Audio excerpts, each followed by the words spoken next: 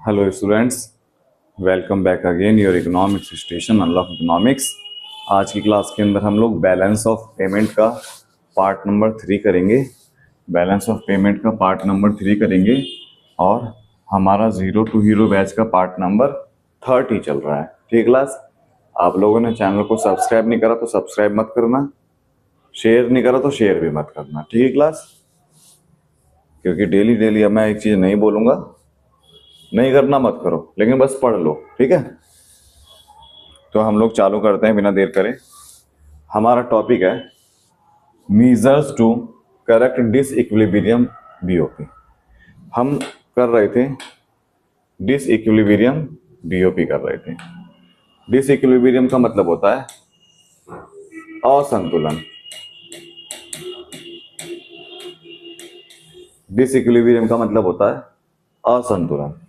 असंतुलन में क्या होता है, बैलेंस ऑफ पेमेंट जो है ना, या तो सरप्लस मतलब लाभ में जाएगा या बैलेंस ऑफ पेमेंट डेफिसिट में जाएगा, मतलब घाटे में जाएगा। ठीक है, तो एक तो तरीका होता है मॉनेटरी मेजर्स, मॉनेटरी पॉलिसी। ये मॉनेटरी पॉलिसी आरबीआई के द्वारा, ठीक है, आरबीआई के द्वारा सप्लाई या तो ज्यादा करी जाती है या सप्लाई क्या करी जाती है, कम करी जाती है। एक है फिजिकल पॉलिसी के द्वारा, जिसमें सरकार टैक्स की पॉलिसी लगाती है, नॉन टैक्स की पॉलिसी लगाती है, ठीक है, सब्सिडी देना चालू करती है।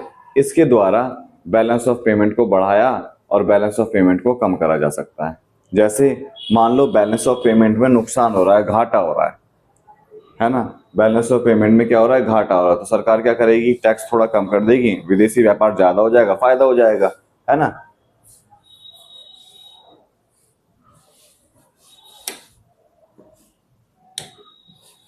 फिर उसके बाद आया एक्सचेंज रेट डेप्रिसिएशन।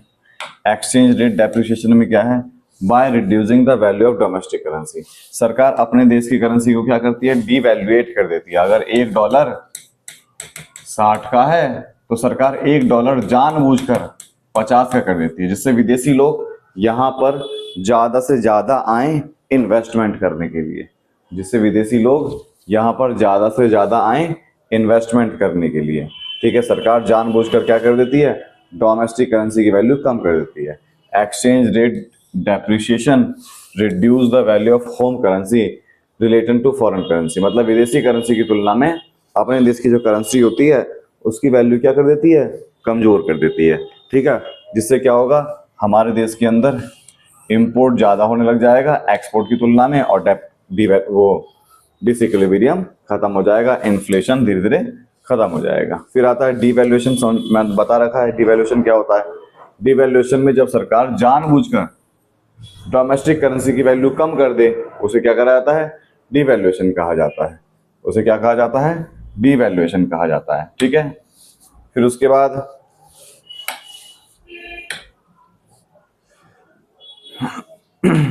डिफ्लेशन क्या होता है।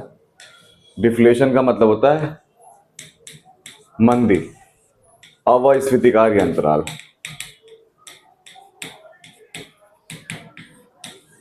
अविस्फीतिकारी अंतराल। Deflation is the quantity of money reduce to price and incomes. मतलब क्वांटिटी ऑफ मनी, मतलब मार्केट में लोगों के पास ना मनी की क्वांटिटी क्या हो जाती है, कम हो जाती है। When the currency is deflated there is a decrease in income of the people. जिस इस कारण का क्या होता है, इसका लोगों की इनकम जो है ना वो कम होती है। This input scrub the consumption and government can increase export and earn more exchange. ठीक है, तो मतलब डिफ्लेशन से क्या होता है, लोगों के पास पैसा नहीं होता खरीदने के लिए, डिफ्लेशन आ जाता है। फिर आता है एक्सचेंज कंट्रोल।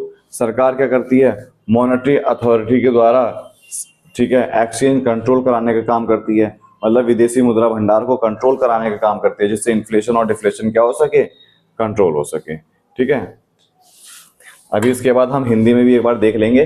फिर आता है non monetary policy. Non monetary policy, export promotion, import duty reduce करी जाएगी, कैश असिस्टेंस को बढ़ाया जाएगा, सब्सिडी बढ़ा दी गई, ठीक है, एक्सपोर्ट बढ़ाने के लिए जो टैक्स होते हैं वो टैक्स धीरे धीरे खत्म कर दिए गए। इंपोर्ट सब्स्टिट्यूट्स, जो मतलब विदेशों से सामान ना मंगाकर अपने देश में ही तुम सामान उत्पादन करने लग जाओ, जिससे क्या हो, आगे चल के हम भविष्य में देश को इंपोर्ट करा सकें, एक्सपोर्ट करा सकें। ठीक है, फिर मेजर टू ये चल रहा है हमारा। फिर उसके बाद कोटा होता है, सरकार ने कोटा फिक्स कर रखा है कि किस देश से व्यापार हमें कितना करना है कितना नहीं करना, वो कोटा हमें हटाना पड़ेगा। टैरिफ रेट, जब हम टैक्स देना पड़ता है, टैरिफ रेट का मतलब होता है जब हम एक देश से दूसरे देश में जाते हैं हम, ठीक है, तो हमें टैक्स देना पड़ता है, उस टैक्स को बोलते हैं हम टैरिफ रेट। सरकार ने वो कम कर दिया है ना। इंडियाज बैलेंस ऑफ पेमेंट, ये नहीं करना, ठीक है, ये भी नहीं करना, ये हमें ज़रूरत नहीं है, ये भी हमें ज़रूरत नहीं है, ये भी नहीं पढ़ना, ये भी नहीं पढ़ना, ये भी नहीं, ये भी नहीं, ये भी नहीं, ये भी नहीं, ये भी नहीं, ठीक है। तो मतलब हमें बस कहाँ तक, यहाँ तक पढ़ना है, ठीक है। मैं आप लोगों के लिए एक बार हिंदी में फटाफट रिवाइज करा देता हूँ। तो बैलेंस ऑफ पेमेंट में इतना ही था, हिंदी मीडियम का देख लो एक बार, मैं रिवाइज कराता हूँ, है ना, हिंदी मीडियम में।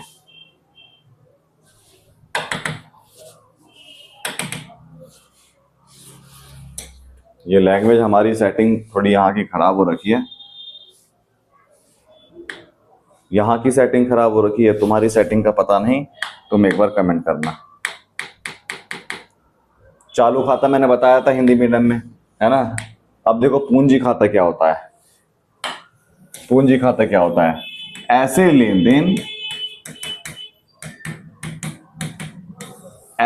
देन, ठीक है, जिससे असेट्स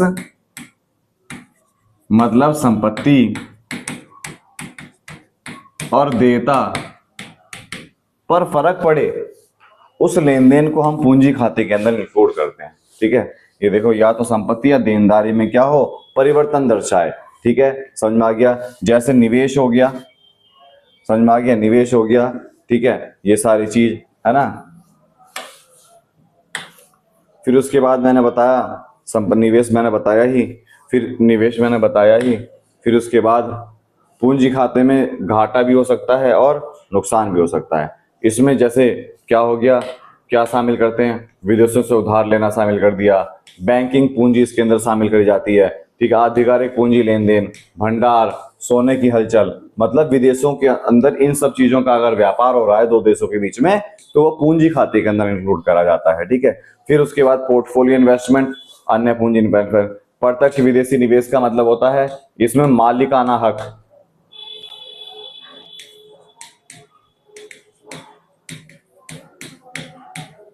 मालिकाना हक प्राप्त कर लिया जाता है। फिर आता है पोर्टफोलियो इन्वेस्टमेंट। पोर्टफोलियो इन्वेस्टमेंट में क्या होता है, किसी कंपनी के शेयर में इन्वेस्ट करा जाता है, ये सारी चीज इसके अंदर शामिल होती है, ठीक है। फिर उसके बाद आरक्षित खाता, मैंने बताया ऑफिशियल रिजर्व अकाउंट, इसे हम सरकारी कोष खाता भी बोल सकते हैं, इसे हम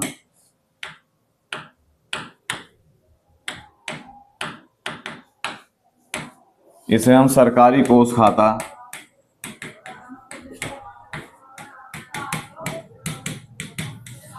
इसे हम सरकारी कोष खाता भी हम बोल सकते हैं, ठीक है। इसमें सरकारी कोष खाते में क्या होता है, आईएमएफ हो गया, एसडीआर हो गया, रिजर्व बैंक हो गया, ये सारे सरकारी कोष खाते हैं। मतलब सरकारी कोष खाते के अंदर क्या है, जो विदेशी पूंजी को क्या करे, रिजर्व कराने का काम करे, जो विदेशी पूंजी को रिजर्व कराने का काम करे, उसे हम बोलते हैं आरक्षित खाता, ठीक है। अब आरबीआई क्या करती है, सरकार के बिहाफ पर विदेशी पूंजी को रक्षित करने का काम करती है ना, तो वो आरक्षित खाता हो गया, ठीक है।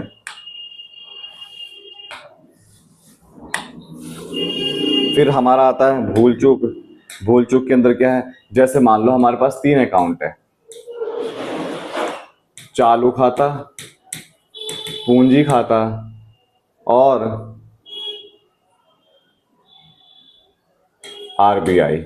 कोई ट्रांजैक्शन इनके अंदर शामिल नहीं हुई तो उसे हम भूल चूक, एरर और ओमिशन के अंदर इंक्लूड कर दिया जाता है। जैसे मान लो कहीं 41 लिखा हुआ है, हमने 14 लिख दिया, गलती हो गई ना, तो उसे ठीक करके लिखा जाएगा, ठीक है। फिर कौन कौन सी चीजें डेबिट होती है, कौन कौन सी चीजें क्रेडिट होती है, मैंने वो बता दिया। ये देखो, रसीदें, क्रेडिट वाली चीजें यहाँ पर आती है और डेबिट वाली चीजें यहाँ पर आती है। ये चालू खाते का था। ये बचत खाते का है कि यहाँ पर बचत पूंजी खाते का है। ठीक है, समझ में आ गया? ये सारी चीजें मैंने बताई। भुगतान में संतुलन, मतलब संतुलन में क्या है, मतलब वहां से जो पैसा आया, यहां से जो व्यापार गया, अगर बराबर है तो संतुलन है। मतलब एक्सपोर्ट और इंपोर्ट जीरो हो जाए निकालने के बाद तो क्या आता है हमारा, भुगतान से संतुलन में आता है। ठीक है,